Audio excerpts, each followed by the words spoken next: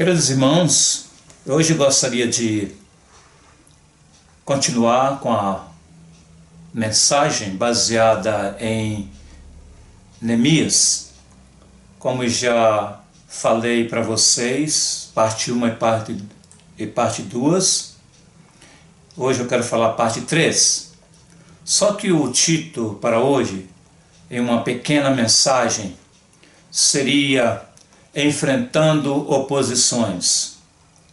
Só para fazer uma recapitulação do que já havíamos visto nas duas partes primeiras, nós falamos de Neemias, o homem que Deus levantou, era cativo lá na Pérsia, hoje é o chamado Irã.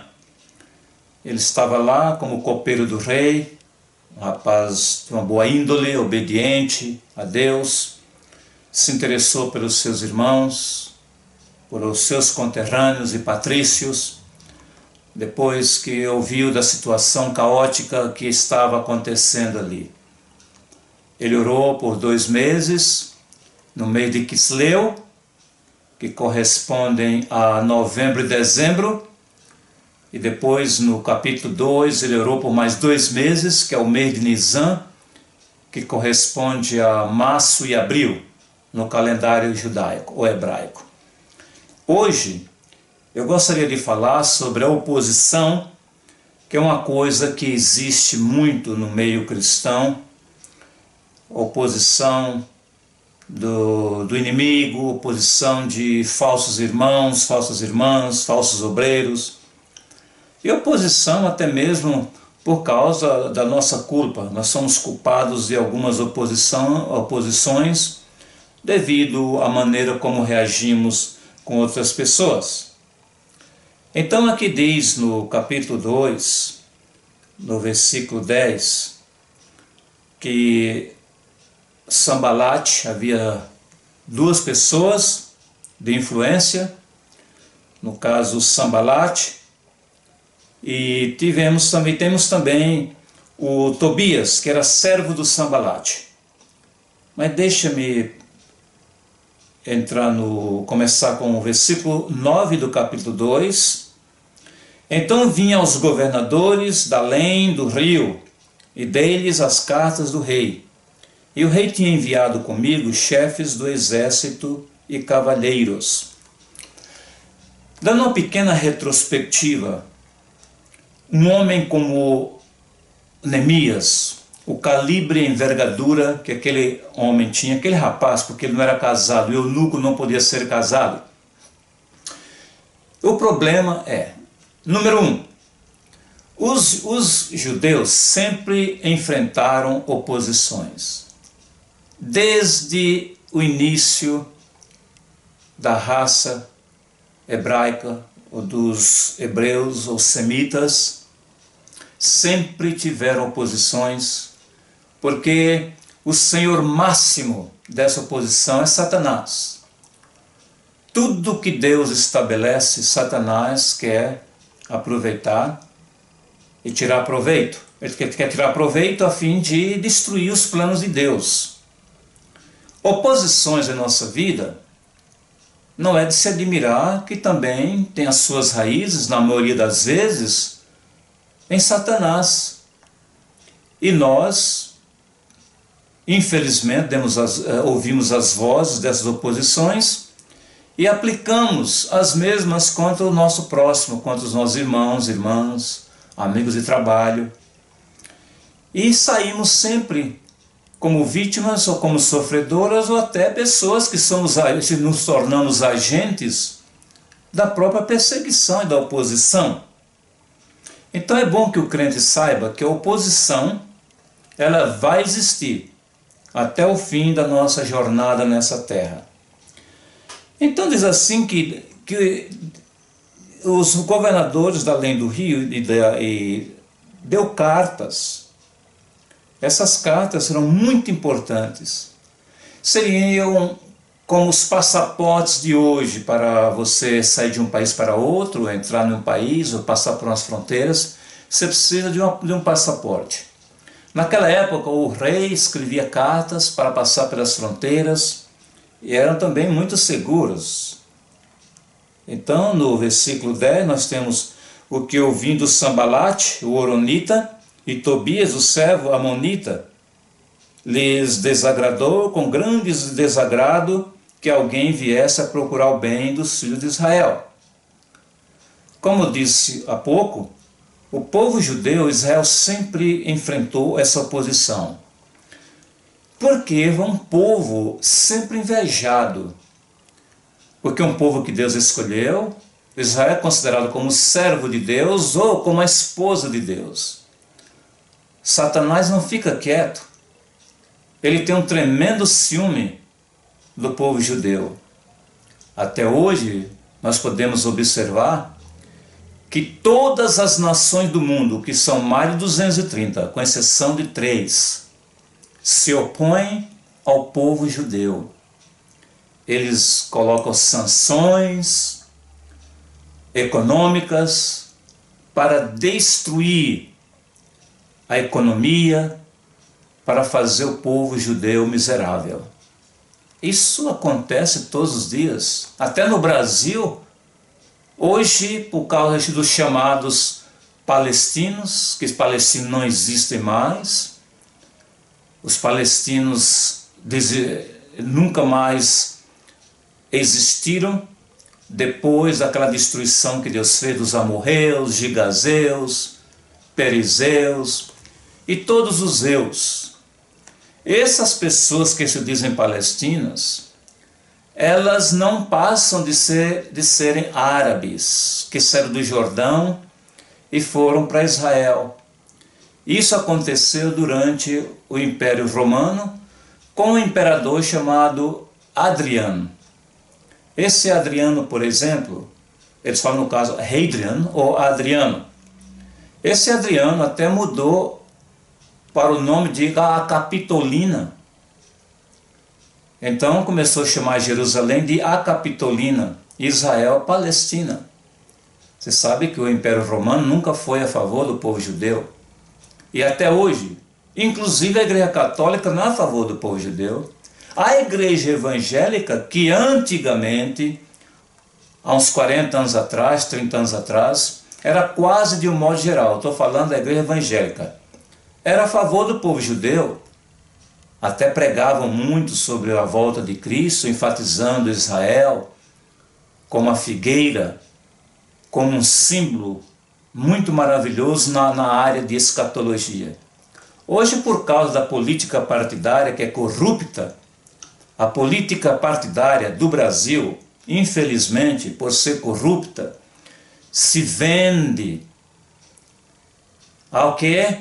Ao comunismo, ao socialismo, pelo menos às ideologias. A ideologia lulista era comunista, trocando a bandeira brasileira pela vermelha.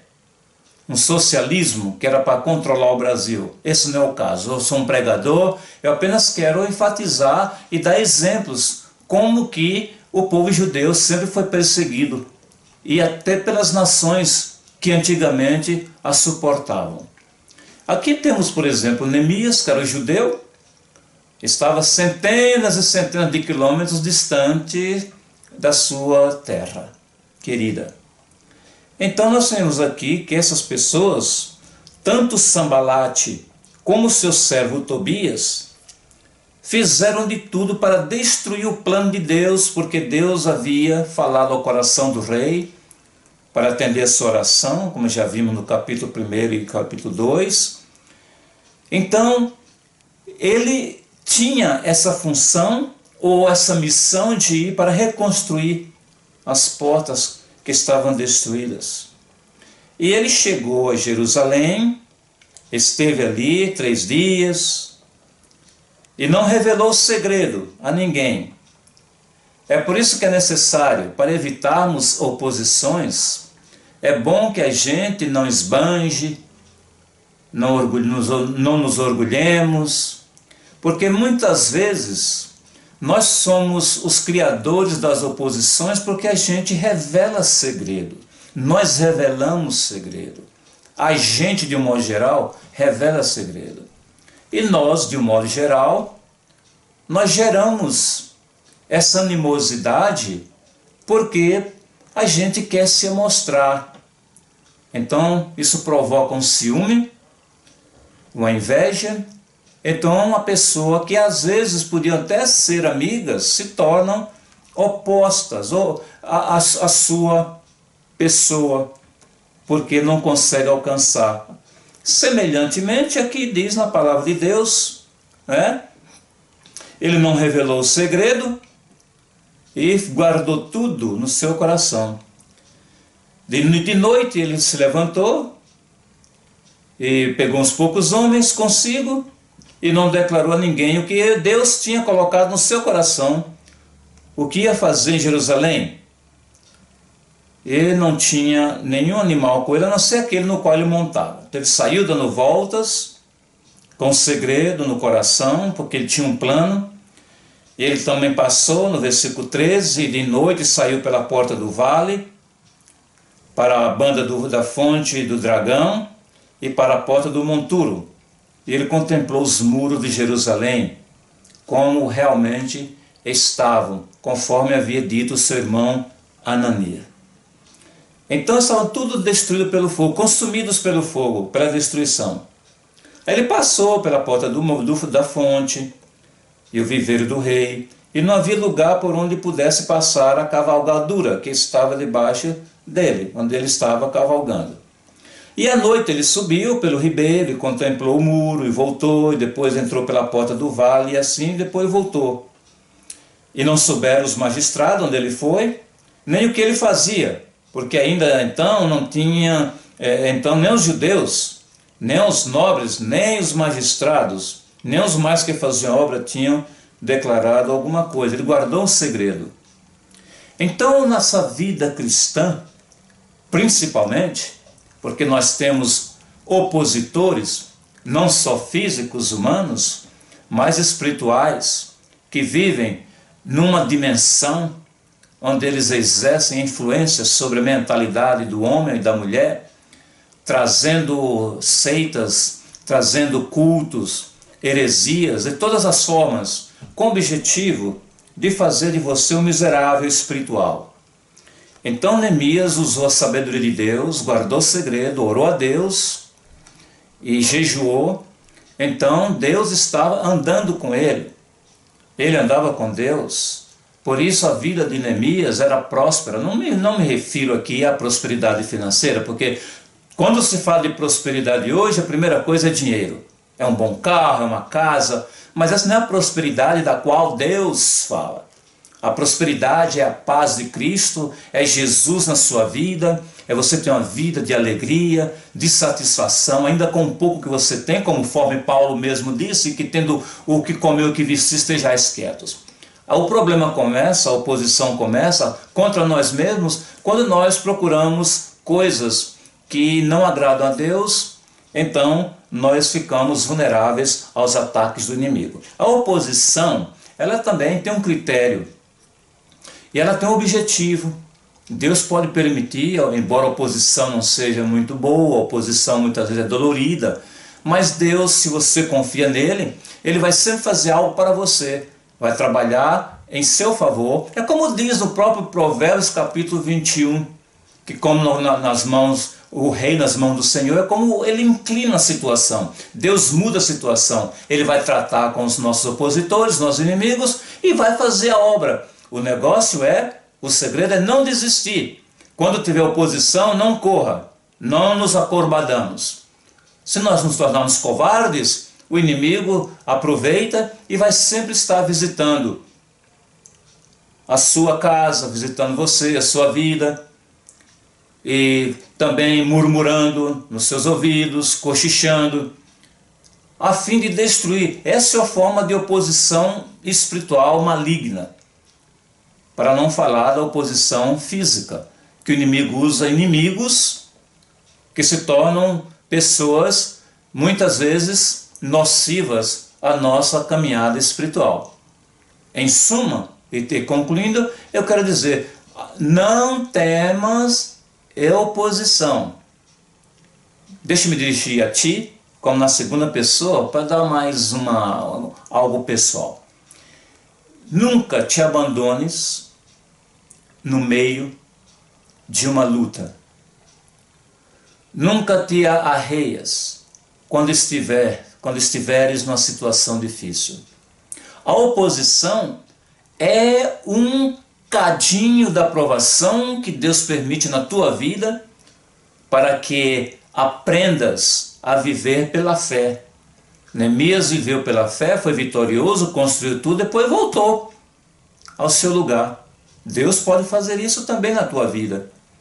Deus é bom, Ele requer de ti e de mim obediência. A obediência é o segredo, porque a obediência faz com que o coração de Deus se abra para atender às tuas orações e petições. É por isso que há muitos crentes raquíticos, espiritualmente falando, porque esses crentes não andam com Deus, pedem, desprezam depois os pedidos, e os pacotes que estão reservados nas prateleiras de Deus nunca vêm, porque desistimos de buscá-los. Portanto, meu querido irmão e irmã, em nome de Jesus, te aprontes, fique firme em nome do Senhor e tenhas uma prosperidade espiritual, sempre na dependência do Senhor Jesus Cristo. Deus te abençoe.